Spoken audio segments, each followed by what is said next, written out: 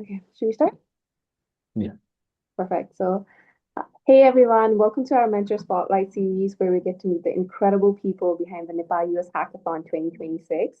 That being said, super duper excited because we have one of our mentors on board today, Mr. Shalom Bhatta, Senior Data Analyst at Scientist, right? I said analyst. Yeah, that's fine. Okay, we can edit it, so I'm just gonna be Yeah. like, yeah. So, yeah, that being said, super duper excited because we have one of our mentors today, Mr. Salom Bhatta, Senior Data Scientist at CVS Health, joining us today. First of all, thank you so much for taking out the time for this meeting, Salom Dai, especially on a Saturday morning at that. Yeah. I just woke up. I'm so sorry for being late, but it's like last night pushing code, right? So yeah. Okay. Perfect. Thank you so much. So, let's just get straight into it. Can you please briefly introduce yourself and what is it that you exactly do? Okay. So I'm Shalom. Nice to meet you all. I currently work out of Boston, but I work remote, so it could be anywhere. I Yeah. work as a senior data scientist. I finished my master's in computer engineering from Northeastern University. My specialization was ML and AI, so I was very much into this space when I from 2019. So I have a bit of experience, about like 5, 6 years in the space of ML. I've been working at CVS as a senior data scientist where we build predictive models. So not technically generative AI. I mean, recently we've dived into generative AI, but more so predictive models for surveys. The US does like a consumer health survey every year, and then our job is to create models that predict the scores so that we can get more funding and also how to provide better service for the consumers. So analyze their phone calls or analyze their data, their survey data, or analyze their complaints so that um, we can understand what are the biggest pain points for customers. And then based on that, we can go to our stakeholders and be like, this is what the customers are talking about, they are complaining about, or they're not happy about, or this is what they are happy about. And if we have this as a service or whatnot as a service, then we can have provide like a uh, better product or service in general. Um, so my day-to-day just establishes my day-to-day is mostly on the predictive modeling, which is more traditional ML, which is algorithms like we use a lot of boosting algorithms, which is like a tree-based gradient boosting algorithms. But then, like things like random forest or like even like logistic regression, like very, very uh, deterministic models, which basically means with generative AI is not deterministic, which means you can't always produce the same output. But with our models, you want it to be deterministic. So you need to have generally a mathematical proof and then so that you can get the similar output out all the Yeah. You sound so intelligent right now. I can't. time. I'm not though. Yeah, and you look very young. I didn't think you had this many experience. That's amazing at a very Oh, young I have something called a baby face. So I am much older than I look. when you look, right? But it's good. When I think it was not very good when you were a kid, but right now it's working. It's not. It's I not hate getting tired everywhere. okay. So everything that you said, that's just amazing, and we're just so happy that you're bringing Mhm, all of these experiences and all of these perspectives on the table for the Nepal US Hackathon, right? So mhm. that being said, I'm sure you've similar experiences before with joining hackathons and this and that, but what made you say yes to being part of the Nepal US Hackathon 2026? The biggest reason was two of my friends, actually, Shivam and Shrey. Shrey has been a good friend of mine in Boston, and he called me personally and said, "You should probably join it." I was like, "Yeah, 100%." Like, I Yeah. like being part of that. And Shivam is another friend. He's out in San Francisco, and Yes. we did, Shivam, no, what? Shivam Bhushal. Is that No, Shivam. Thakur? Yes. Oh, yeah, So I can do with him. yeah, He's an amazing speaker, by the way. Please say hi to it, I said, yeah. Yeah, Shivam is a good friend of mine, and then he's the one who said, like, hey, you want to do this? You should do it. And that was for the last hackathon. So I was part of the last hackathon team, and then yeah, I really liked talking to young students and whatnot. And then from then on, it just became like being able to see what people are able to do with AI is kind of interesting currently. So that also became another reason. But yeah, I would say the biggest reasons are two of my friends. Yeah, two of your friends. Exactly. And like you said, AI is such an emerging thing, right? It's all Right. like you said, we cannot always have the same result, but that's how you work on that to Yeah.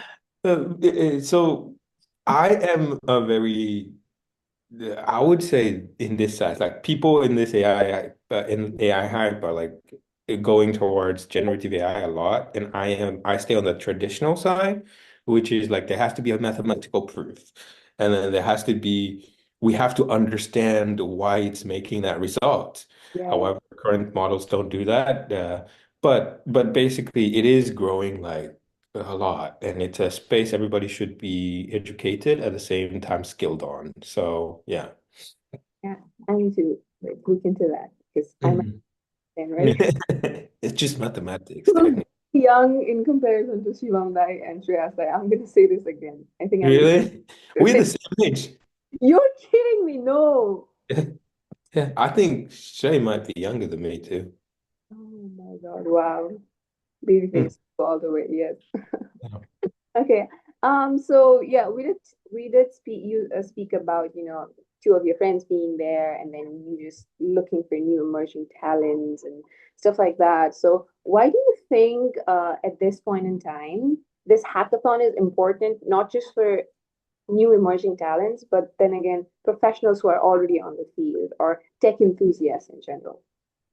I would say this. What I from in my previous experience of the first hackathon, I got to know a lot of Nepalese professionals on who were working, but then the main problem was like I guess Ray did a great job of outreach, like he sent me a LinkedIn message, was able to know about this. But in general, we just never really had the idea of who is where in this Nepali diaspora. Yeah, yeah, So this what it does is like you get to meet some amazing people who are along the same background as you, and then they are doing amazing things too, and you can get inspired from them, have a connection, and you get to know them. That's kind of important, but then it's more important for the students too, because they will also know, oh, this guy is working there. I might have a connection, later on job referrals comes a long way or stuff like that. yeah, exactly. And especially moving across the country and finding a Yeah. community is always very hard, right? So Mhm. this network, this community kind of helps you a road with a roadmap. Like, oh, Right. doing that. Right. Yeah, amazing. And- Yeah, thank you so much for signing up for it. Yeah, yeah. Giving back to the community is what uplifts the community, truly. Mhm. Yep, perfect. And so you have done this already last hackathon. I So did, yeah. what were some of the common mistakes that you saw participants making that didn't actually help them to reach the full potential of the product or their project? Well, oftentimes, like, because I'd say the ideas of the people I mentored were kind of interesting. Yeah, they came up with the ideas, but then it was this execution where they were very, very like unskilled, is what I'd say. Like the planning phase was not great. You know what I mean? So uh, hadn't planned out who's going to do what, who's going to do what. At the same time, like how are we going to do it?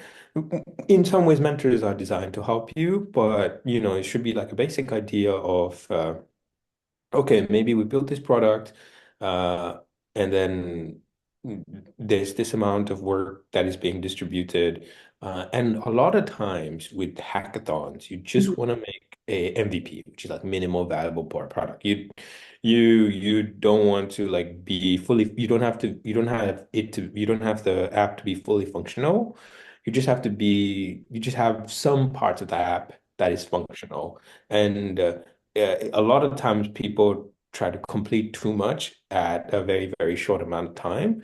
And then, and then because of that, like you only have 5 minutes to present, and that 5 minutes, how you use it is more important than um, all of the functionalities that you have in your app. So uh, I'd say people did too much in their app and then focused less on how to present it.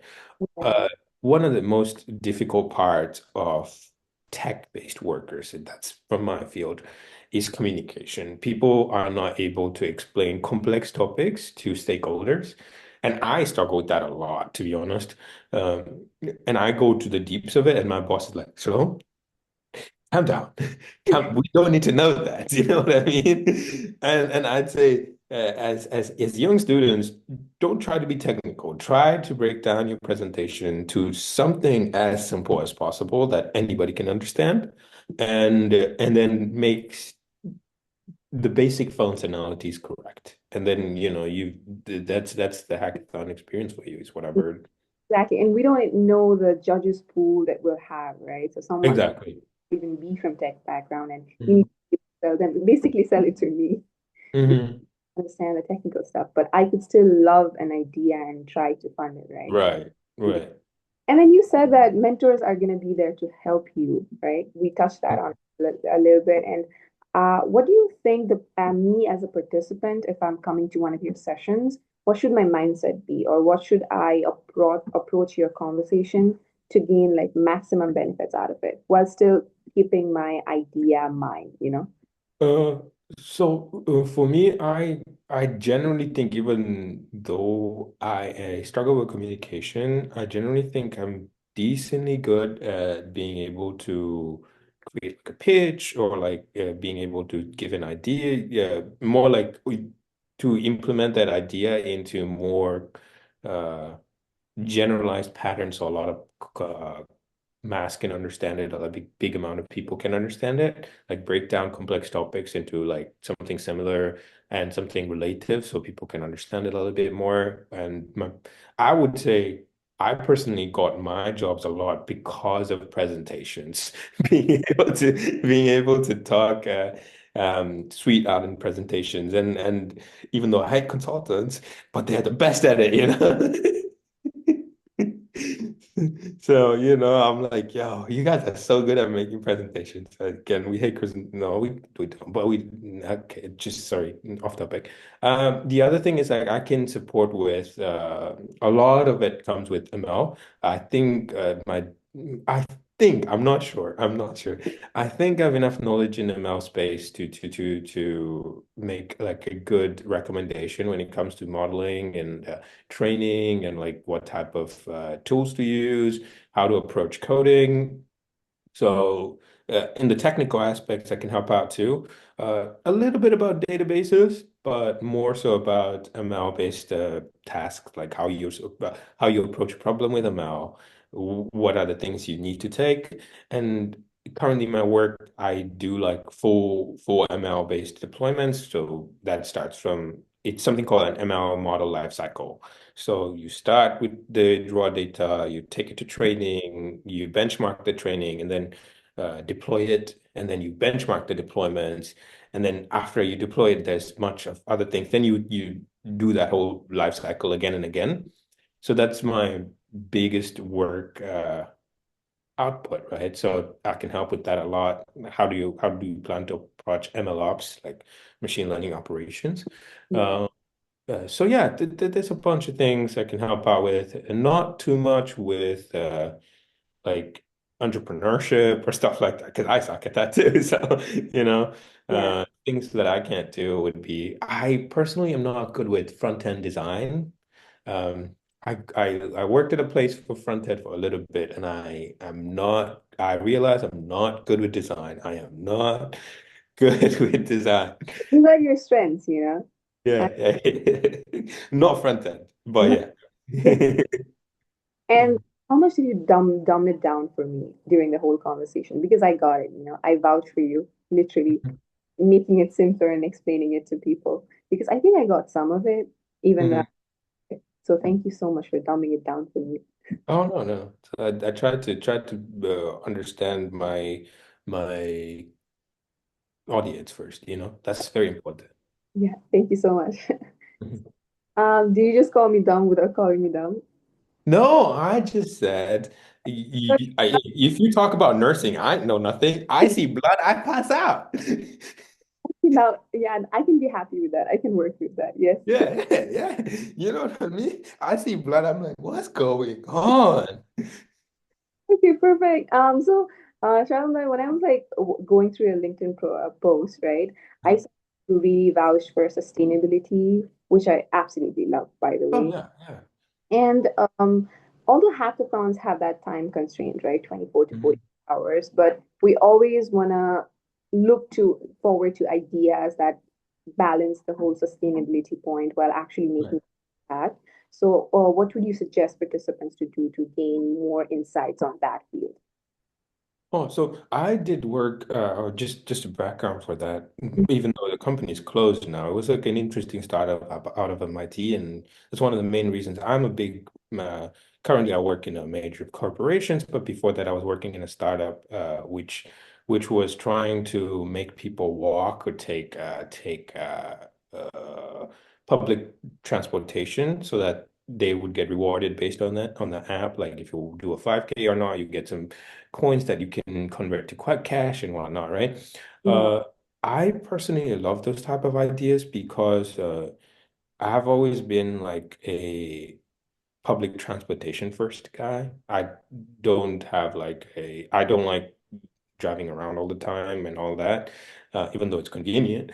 But if people approach, because a lot of the times ideas, especially in hackathons, we're not very rarely, I'm not trying to discourage the contestants. Very rarely, there are ideas that become multi-billion dollar businesses. But there's more chance that there are ideas that can create an impact. Um, and impact might be in like small businesses or it can be in towards sustainability. And those two things are people are always happy about. Like people are like, oh yeah, this can actually help the environment. There's always that point, that added bonus of just like you're just doing it for fun or you're just doing it for betterment of the environment and whatnot, right? Uh, so yeah, uh, yeah, like trying to think about ideas of how we can create solutions to use AI I mean, AI has been very bad for sustainability, to be honest, because of all the training costs and data center costs. Uh, but there are ideas like my company where we try to detect people's transportation habits and then recommend better behavior. Uh, there was something called being able to detect wildfires. There's a company called Vibrant Planet that was kind of interesting. It's, and then there's a bunch of other companies like being able to detect natural disasters before they occur, or like there's a bunch of things that you can do with AI that can help the environment in general, or also prevent disasters a lot. So yeah.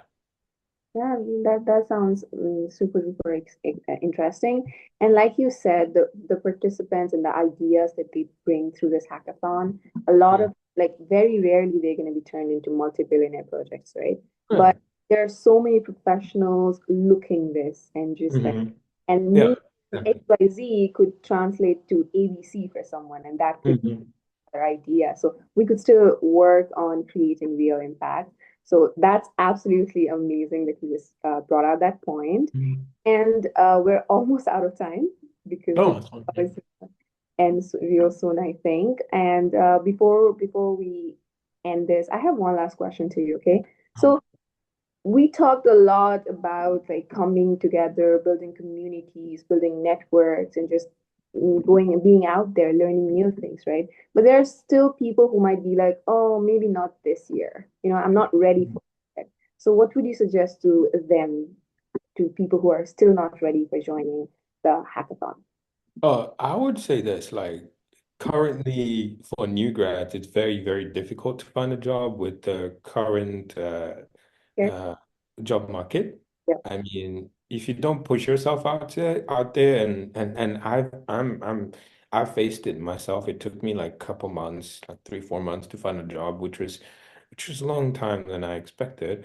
Um, uh, the the problem is if you're not like if you don't have experience, especially, then people look at your projects and what you've done in general, if you've participated, especially in the tech field.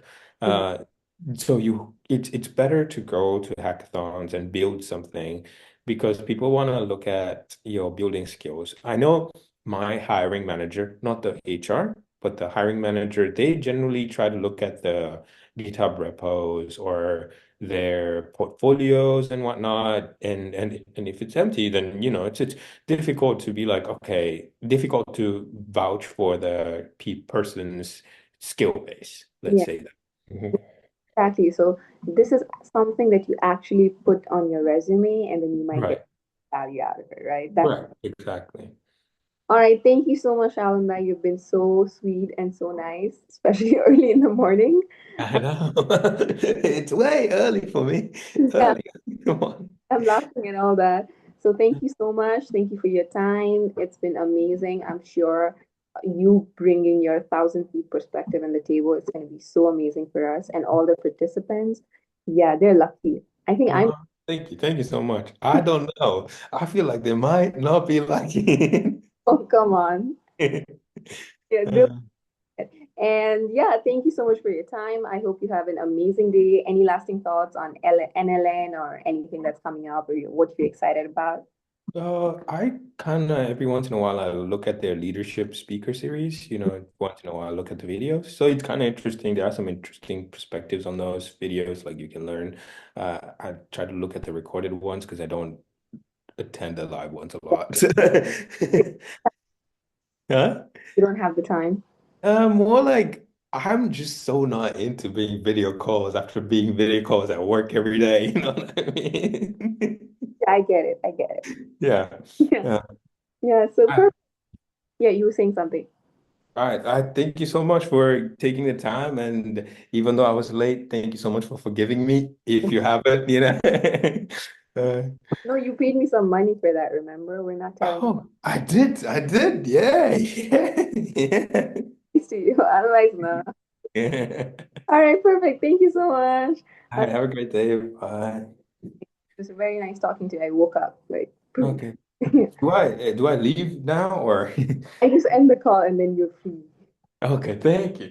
Thank you. Have a good day. Bye.